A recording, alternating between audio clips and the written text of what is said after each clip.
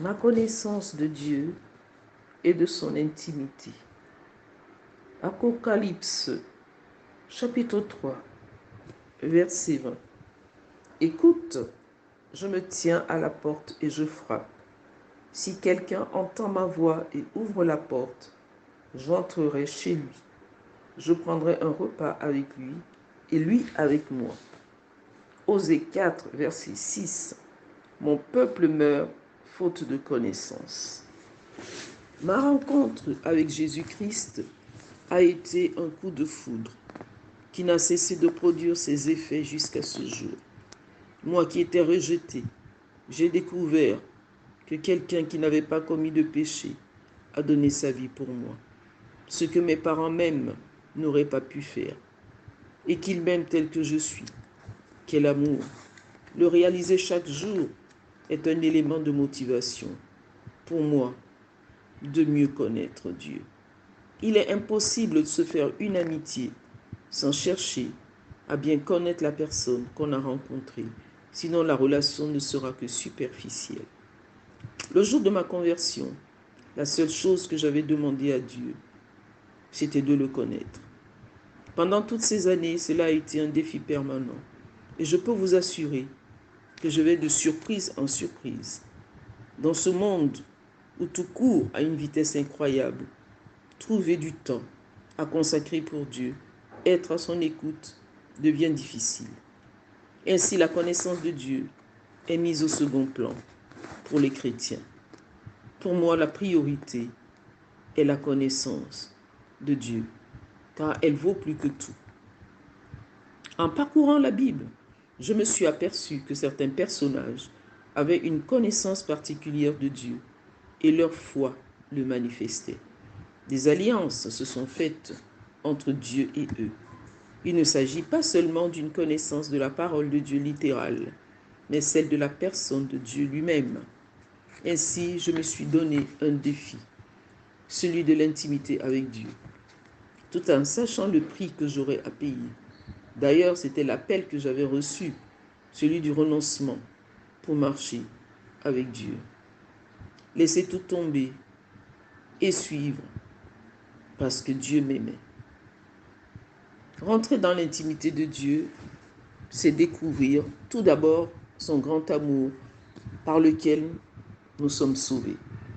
Nous ne le méritons pas, mais nous continuons à en être bénéficiaires dans notre vie chrétienne par son bon vouloir.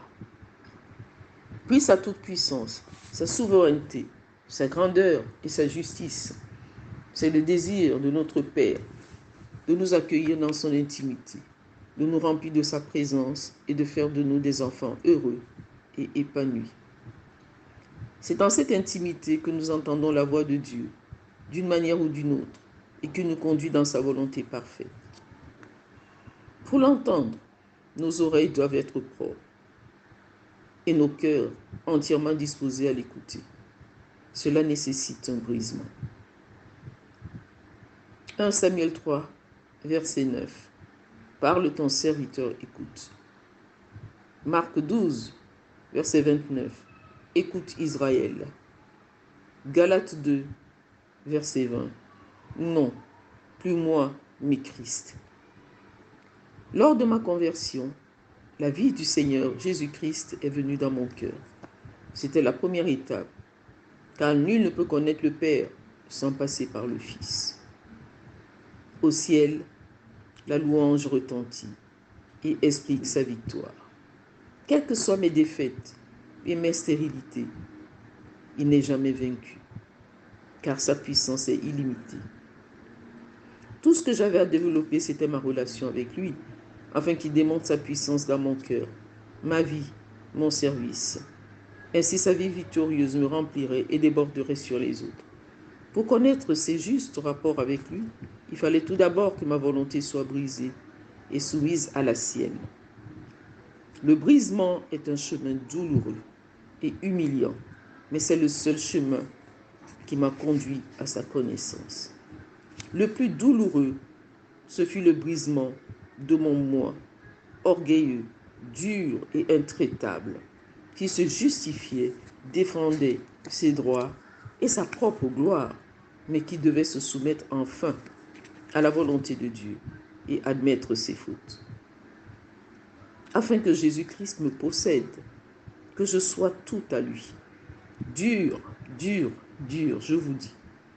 Être brisé, c'est mourir à soi-même, sous tous les rapports. Le moi occupant une place très importante. Ce n'est pas lui qui devait servir Christ. Mon moi irritable, envieux, rancunier, critique, intolérant à l'égard des autres, timide, satisfait de lui-même, avait besoin d'être brisé afin que Dieu agisse en moi et avec moi. Le brisement est l'œuvre de Dieu et la mienne aussi. Certes, Dieu exerce une pression sur moi. C'est à moi de l'accepter ou de la refouler.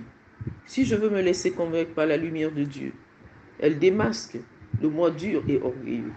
Je peux soit raidir le coup et refuser de me repentir, soit me courber et dire oui Seigneur, c'est le choix pour lequel j'ai opté pour grandir dans cette connaissance, ta connaissance. Ce ne fut pas facile, je vous le répète. Le brisement quotidien m'a permis d'accepter dans l'intimité tout ce dont Dieu voulait me convaincre. Cela m'a coûté cher, parce que je considérais tous les droits, les intérêts égoïstes que je devais abandonner et les confessions à faire. Mon brisement s'est fait en plusieurs étapes. L'initial suivi de nouveaux brisements. J'en connaîtrai toujours jusqu'au retour à la maison. Il a fallu que je renonce à mes projets, mes plaisirs, à la libre disposition de mon corps, de mon temps, de mon argent. Renoncer à la recherche constante du bien de ceux qui m'entouraient. Chaque vexation que j'étais appelé à endurer était un moyen dont Dieu se servait pour me briser, afin de creuser plus profondément le canal par lequel s'écoulait la vie de Christ. La croix devait produire en moi le brisement. Jésus a accepté d'être brisé pour moi, et c'est à mon tour de l'accepter. Il s'est dépouillé, devenu serviteur de Dieu et des hommes. Renonçant à ses droits, à la possession d'un foyer, d'un bien, se laissant injurier sans répondre, piétiner sans se défendre et par-dessus tout, nous le voyons brisé, tandis qu'il gravit le calvaire. L'image du vrai brisement, c'est Jésus. Il a pris ma place. Le sermon sur la montagne me présente des préceptes de non-vengeance, d'amour pour mes ennemis et de charité désintéressée.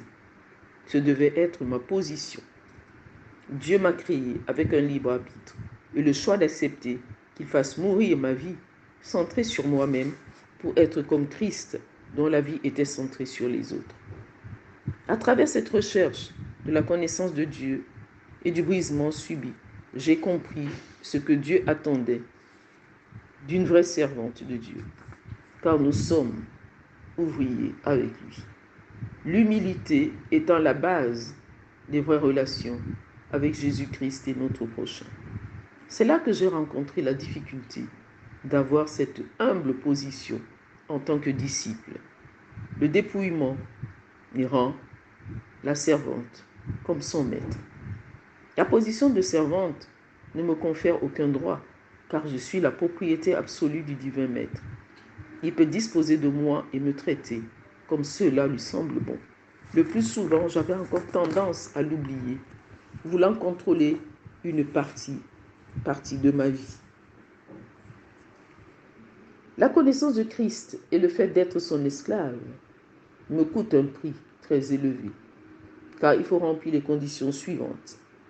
Devenir esclave de ceux qui nous entourent, donc ne plus penser à soi, mais aux autres pour la gloire de Dieu. Accepter de ne recevoir aucun remerciement. Après avoir servi les autres, ne pas les juger. Confesser d'être une servante inutile. Dieu et les hommes peuvent se passer de moi. Reconnaître que je ne suis rien. Savoir que toute la patience, la douceur et le support apportés aux autres ne sont que mon devoir. Le brisement dans la vie d'une servante entraîne la repentance de l'orgueil, qui permet de reconnaître son état de pécheur, pas d'innocent, et de donner raison à Dieu. La connaissance de Dieu dans la vie d'un chrétien, tout simplement, a un impact positif sur sa manière de vivre, car tous les domaines de sa vie sont pour la gloire de Dieu. De plus, la consécration n'est que la marque de son amour évident pour le divin maître. Le manque de cette connaissance conduit à prendre la vie chrétienne comme un jeu, alors que c'est du sérieux. Et les conséquences de la désobéissance sont terribles. En parcourant la vie de David, lors de son affrontement avec Goliath, sa connaissance personnelle de Dieu a été un élément fondamental pour sa victoire. Il savait qui était le Dieu d'Israël et croyait que son soutien ne lui manquerait pas. Il en est de même pour Élie, quand il s'est retrouvé devant les prophètes de Baal. D'une manière pratique, la connaissance de Dieu m'a permis de relever des défis très importants, ayant l'assurance que celui en qui je mettais ma confiance ne faillirait pas car il est fidèle, et également d'apporter une aide nécessaire à d'autres personnes compte tenu de mon expérience. Il est important de connaître Dieu et d'être connu de lui, car sa parole nous dit qu'il connaît ceux qui le cherchent de tout leur cœur et il a une relation d'intimité avec eux. Cette position fait qu'il leur révèle ses secrets et c'est merveilleux d'avoir cette relation avec notre Père divin. Dans les évangiles, il y a une femme dont on parle d'une manière spéciale et qui avait une connaissance particulière de Jésus-Christ. Elle a réussi à rentrer dans son intimité. C'est Marie, la sœur de Lazare, toujours assise à ses pieds pour l'écouter. Avant sa mort, elle a fait un geste d'amour qui consistait à verser sur ses pieds un parfum très coûteux.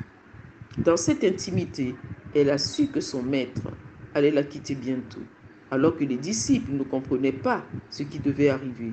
Et pourtant Jésus n'arrêtait pas de leur parler de son départ. Connaître Dieu permet d'avoir une compréhension spirituelle des choses et de saisir les occasions que celui-ci nous offre pour glorifier son nom.